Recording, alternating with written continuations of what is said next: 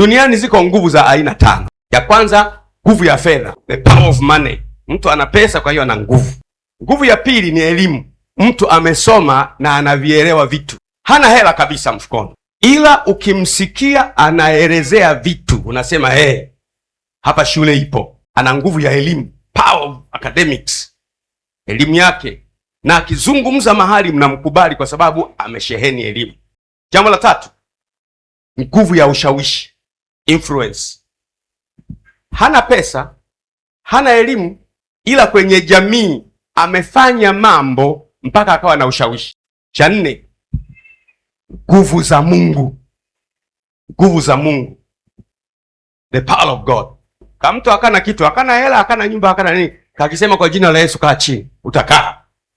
Kakisema kwa jina la Yesu naamuru uwe kipofu, inakuwa. Na cha tatu ni nguvu ya mamlaka. Mamlaka kwa maana ana cheo, rais. Hizo nguvu hizo, mtu akiwa nayo moja anaweza kusukuma. Lakini kwenye hizo sasa, nguvu mama ni nguvu za Mungu ambayo ina dominate nguvu zote. Umenielewa? Nguvu ya Mungu ina dominate nguvu ya pesa. Nguvu ya Mungu ina dominate nguvu ya elimu. Nguvu ya Mungu inatawala nguvu ya mamlaka. Nguvu ya Mungu inatawala nguvu zote hizi, ambayo ndiyo wewe unayo ndani. Na hatimaye nguvu ya Mungu ina uwezo wa kuleta vyote hivi tulivyovitaja.